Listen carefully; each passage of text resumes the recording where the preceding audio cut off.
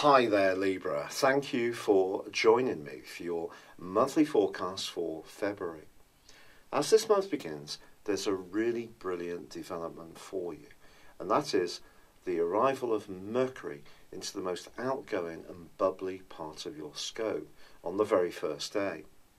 Now, Mercury joins up with Venus, your ruler, and also the Sun in the sign of Aquarius, which of course is your sister air sign.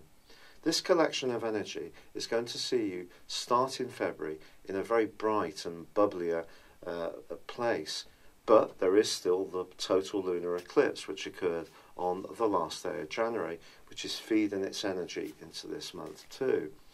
This occurred in a very social part of your situation, and one which is very much to do with your future.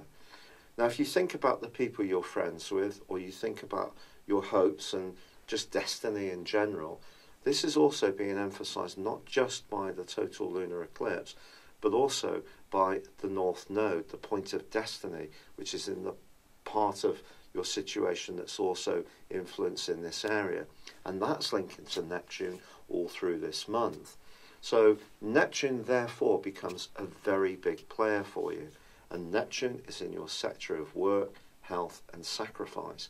So if your future is being tempered in any way by obligations and demands from other people, or doing things where you are going that extra mile but not necessarily doing the things that are good for you, it can give you a lot of food for thought this month.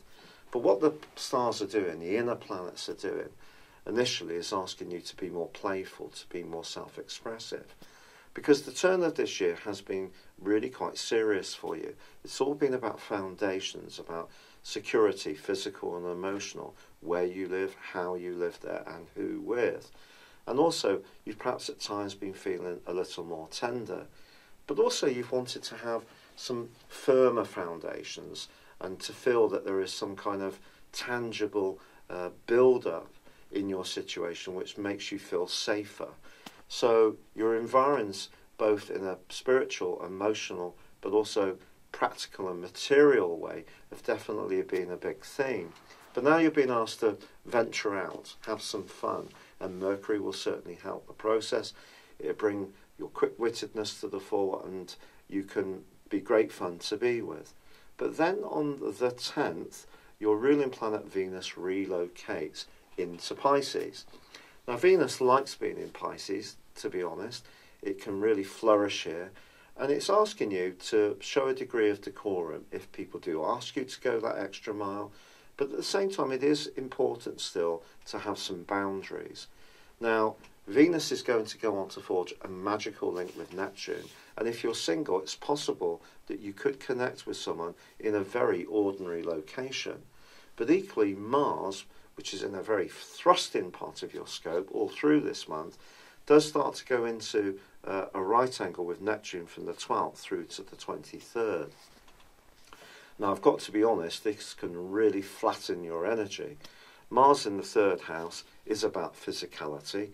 A lot of sporty people have Mars in Gemini, which governs the 3rd house.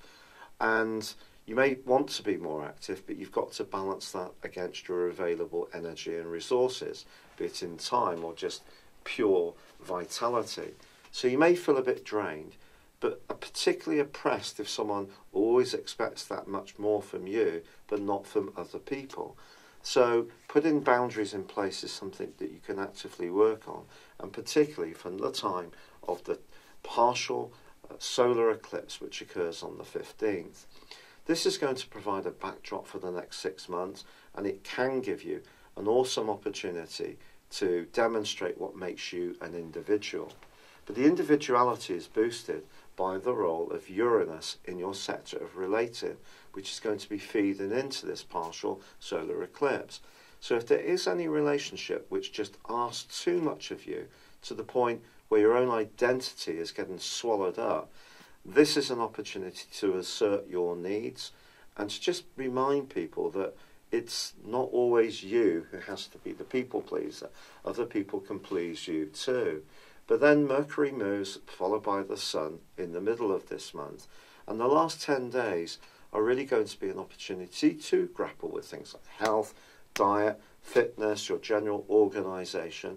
And if you are a bit muddled, I have a Libra ascendant and often I'm in a bit of a muddle, this is a great opportunity to really get things running much more efficiently. But also, in the last week of this month, Venus, your ruler, is squaring with Mars. So once more, you have that contrast between what you want and what you're prepared to give and what other people may expect of you. Fortunately, Saturn is forging a fantastic angle to the Sun in the last week too. And if you keep things fairly practical, there's huge strides you can take.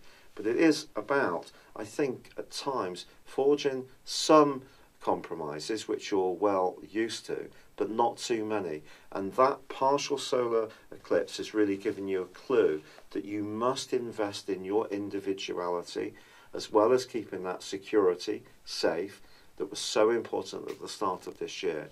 But demonstrating your flair, your talent, your fun, and having fun is also going to be very important going forwards too. It's been a real pleasure being with you. Thank you for joining me. Good luck, and goodbye for now. Hello, thank you so much for watching my video. I'd love you to join me at my Horoscope Ace app. You can find this at www.horoscope-ace.com. You can use it through Android, iOS, Apple, or Facebook. Check out your ascendant or your moon sign, or download your free birth chart. There's all your favourite videos, plus there are daily, weekly, monthly and yearly horoscopes for general, love, Chinese and Indian astrology. If your passion is tarot, there's my brilliant 3-card money or love tarot readings too. And it's all there at www.horoscope-ace.com. Thank you.